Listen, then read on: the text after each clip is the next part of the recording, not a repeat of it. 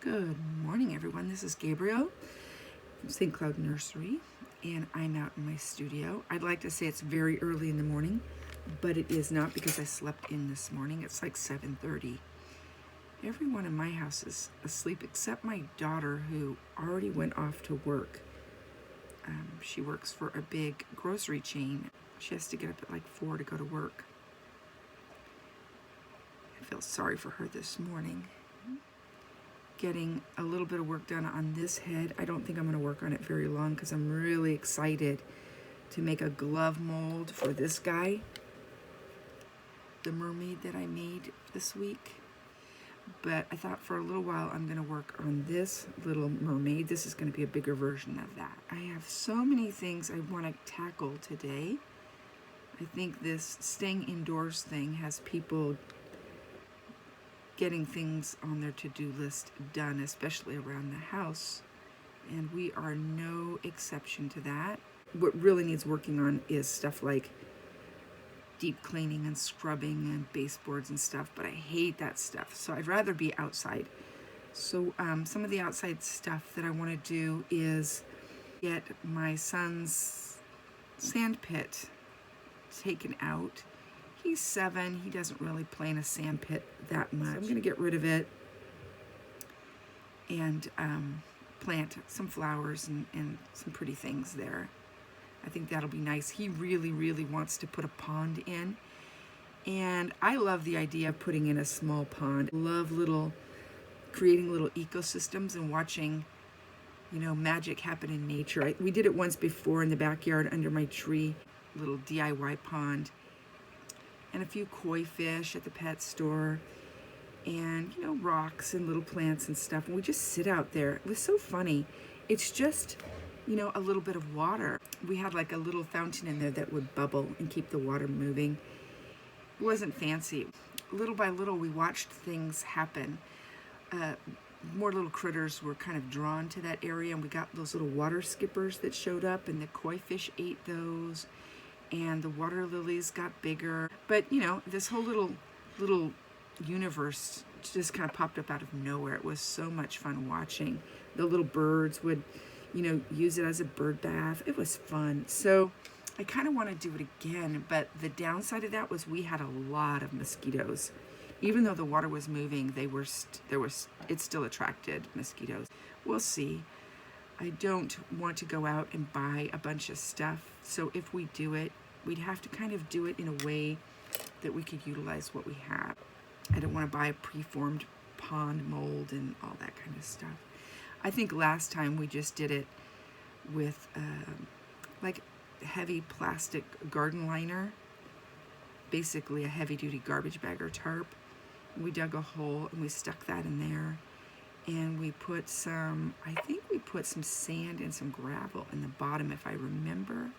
Just had this like little old fountain pump that had broken from something else and just popped it in there. Maybe we'll do that again. It's just gonna have to be something where we don't have to go to the hardware store and the garden store and stuff, because none of those things are open right now. But I can at least get it cleaned up, right? So I'm going to do that. I belong to, and this is going to go everywhere. I'm sorry, I'm going to be very stream of consciousness today because I'm sculpting and thinking and just talking. But I belong to a doll forum, and one of the people on that doll forum was showing pictures of her having just this relaxing week with her grandkids. They have 7 acres. I can't imagine having 1 acre. I live in like a 1960s suburb in California, and the houses are all small. The pluses are that for California the backyards are big. That doesn't mean they're big, it just means they're big for California. A lot of high density housing, they either don't have backyards, they just share a community park, or they have like these little postage stamp size patios where they can put out maybe a small barbecue and a couple of chairs. But I happen to have a larger backyard for my area. Unfortunately, I ate it up with building a studio for my son, and we have a small office on the side, and we have an old yucky hot tub, so it ate up a lot of our grassy space. But anyway, I digress. she was posting pictures of her lovely backyard, 7 acres of it, and they have a huge tree house and all kinds of fun stuff, and they have this great fire pit that's like all gravel and a nice fire pit and big Adirondack chairs that you can sit around. And I was just drooling over it, and I thought, I want that. Now, I can't go out and buy myself 7 acres, but I can certainly figure out a way to get a fire pit back here. And again, I wanted to use what I had. So what I had at the time was this big wooden table that was made by a friend of mine for a play. They built these sets, and in the sets they used these giant wooden tables for the kids to actually dance on top of, so they were heavy duty. And after the play I ended up inheriting one of those tables, but it's been out in weather for so long that it's warping and kind of, it's not falling apart, it's just warping, and it's big and it's high, so it's kind of hard to eat at. We don't really use it. And then I have this little area where I had cleared out some of the lawn, and I was going to do a crushed gravel kind of spot where we could, you know, just hang out, have a patio table and stuff. And it kind of never came together. They were out of crushed gravel at the time, so I used regular, I don't know, some kind of building material that didn't work, and the fabric underneath came up. And I think it was last year I got this super great idea to make a pizza oven. I know, I'm weird. I get these weird ideas.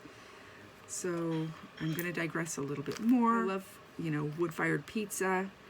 And I thought, why can't we make our own wood-fired pizza? And I looked on YouTube and got some ideas for making kind of a DIY wood-fired oven. And it was fun. I mean, I bought a ton of bricks. I bought some used, and I bought, you know, some new.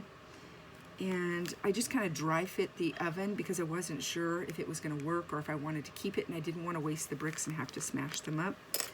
So I did this dry fit oven, and actually it was 2 years ago, and we made pizza out there. It was so much fun. We just basically built a box out of bricks on top of a recycled fire pit that we used to have a long time ago. It was one of those fiberglass kind of fire pits you get at the hardware store. I think I got it on sale at the end of the season, and it lasted us a while, but it just kind of, the metal kind of rusted and fell apart, and I put it out, you know, inside of the house for big garbage pickup day.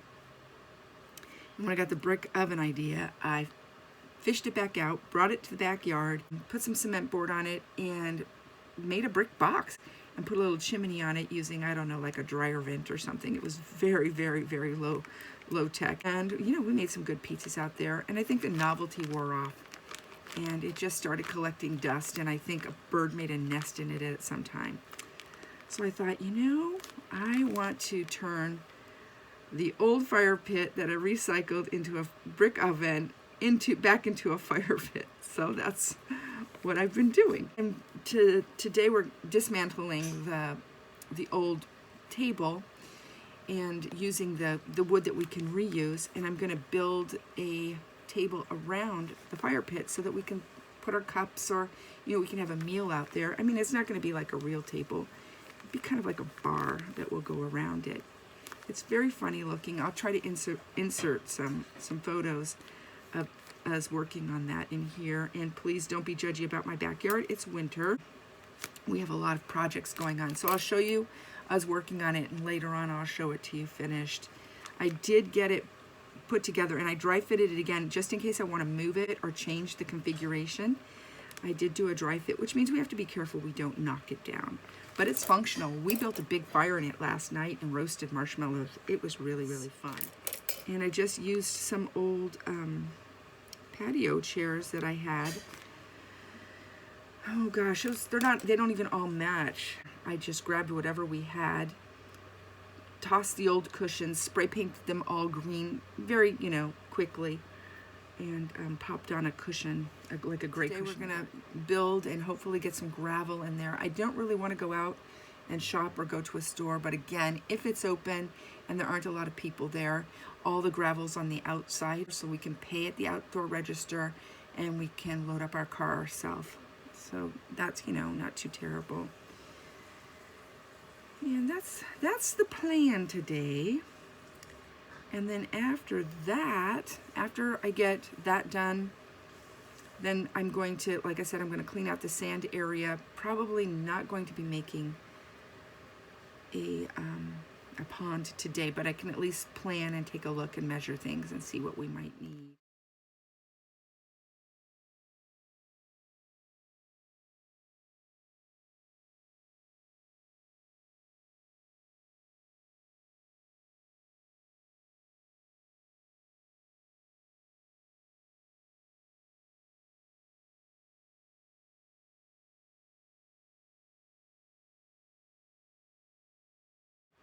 And I have some flagstone on the side of the garden beds.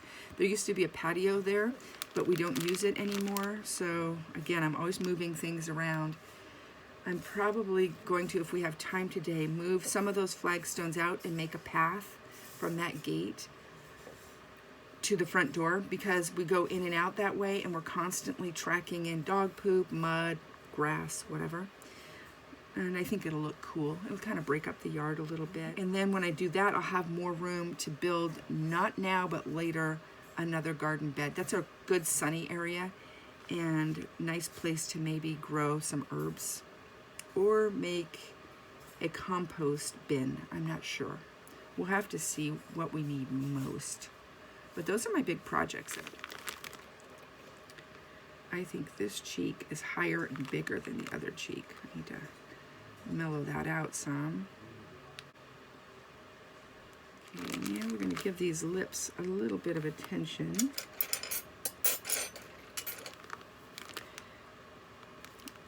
I'm going to figure out where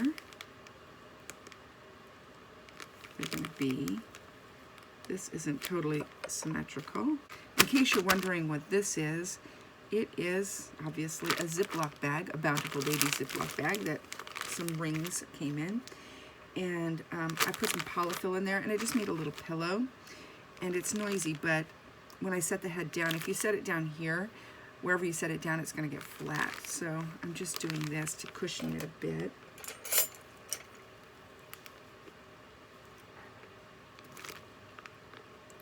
I'm going to turn that smile up just a little bit. Okay, now I'm going to work on the bottom lip. And while I'm doing that, I think I'll chat about the Rose Show. We all got that email the other day saying that the show was canceled. And even though I'm bummed out, I'm really happy that Bountiful Baby did that. I mean, they could have just waited.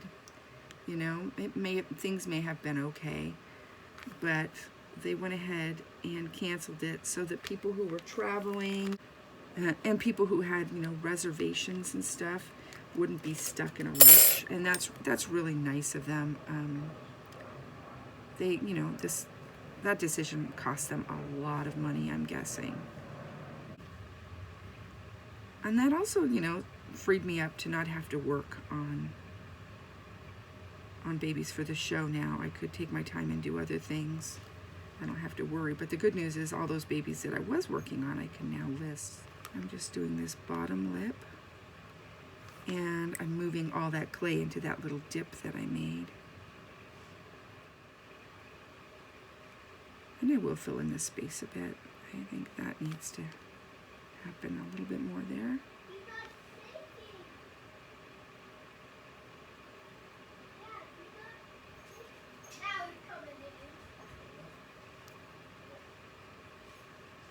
My house is starting to wake up. Everybody's getting up.